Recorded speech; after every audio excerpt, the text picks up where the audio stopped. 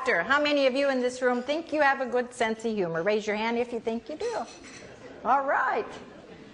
I always ask that very same question. I always get just about the same response, except one morning I was talking at a church, and it was in between services, and it was to the men and women at their Bible study or their fellowship or whatever. And so I asked that question, and I said, how many of you think you have a good sense of humor? And this guy raises his hand, and the woman next to him goes,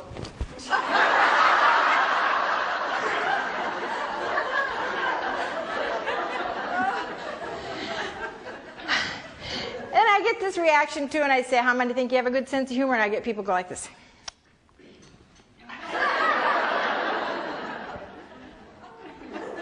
Then I get some that go like this. Then I get some that go.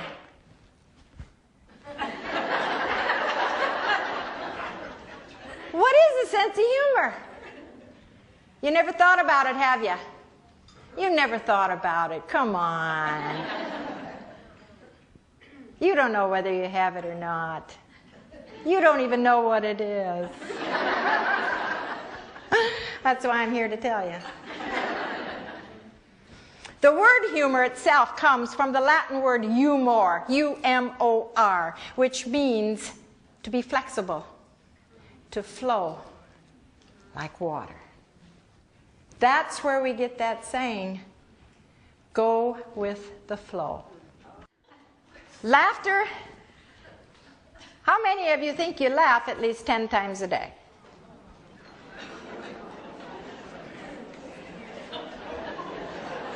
Yeah. It's the same response I get all over the world, believe me. Some people say there's nothing to laugh about. You have to find it.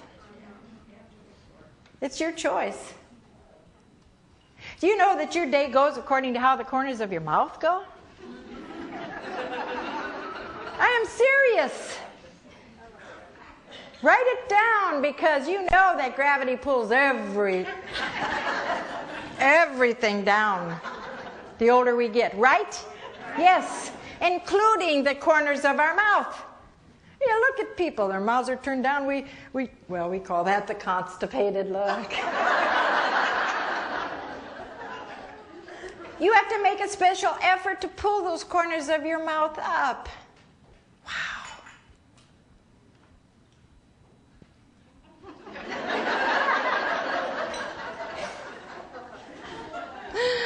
I'll tell you something you really should write down, because when you put a smile on your face, and by the way, how can you tell when it's a true, genuine, serious smile? Where does it show?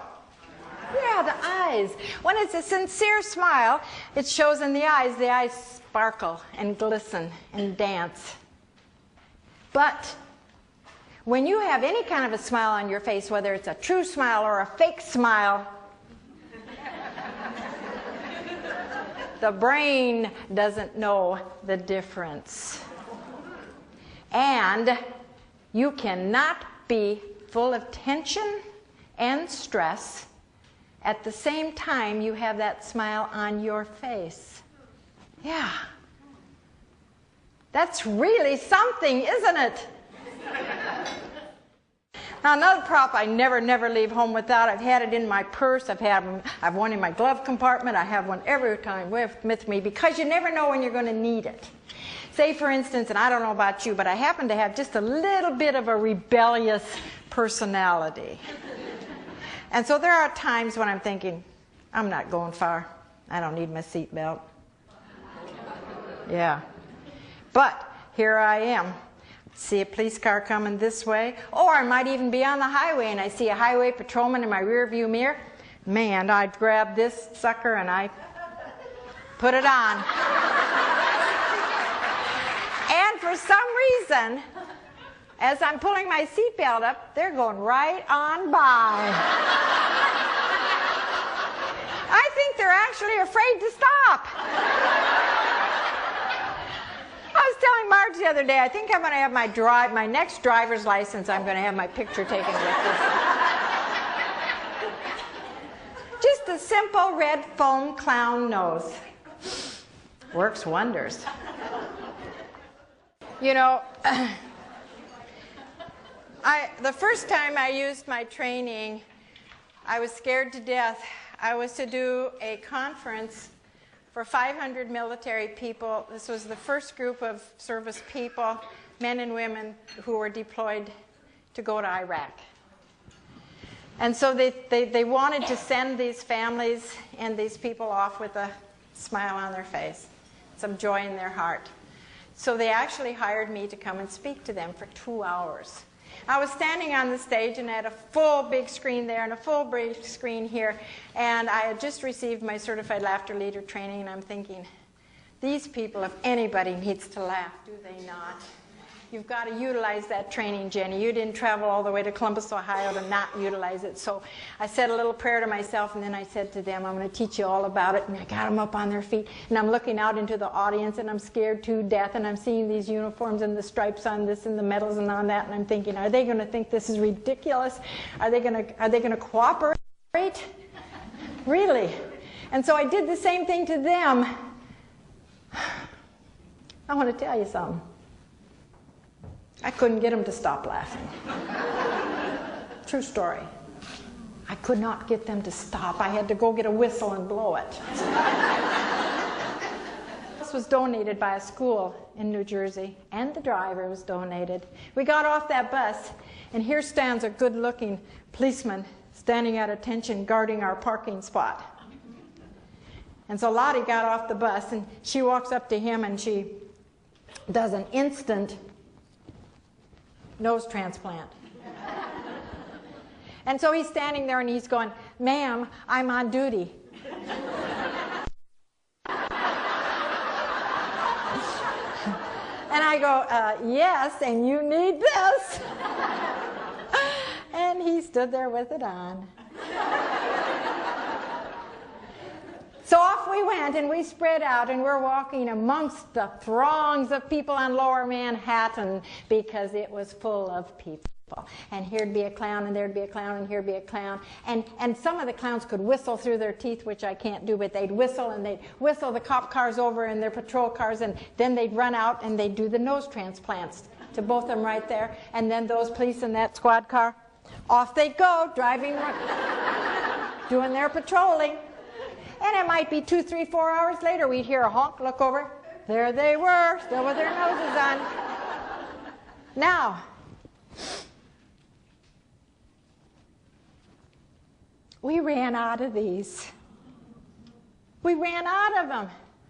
Because they'd see us and they'd say, hey, you know what? I need a hug. You got any more of those green tickets? Or, hey, clown, boy, I could use some more of those yellow jobbies. Boy, am I in need of a smile.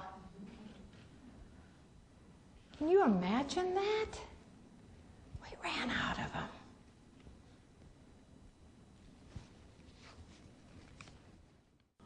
Because the city commissioner says, bring them on, but I want you to do this. I want you to concentrate only on the rescue workers. Forget his words, the gawkers, of which there were thousands came. They wanted to see those ruins.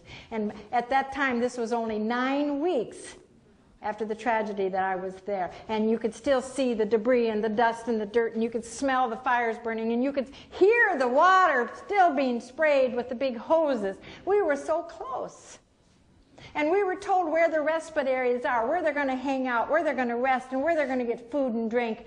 Go to those places. Be there for them. And so, shoot, I said, I'm going to take lots of these. I packed hundreds of these buggers. Can you imagine those security guards when they opened up my suitcase?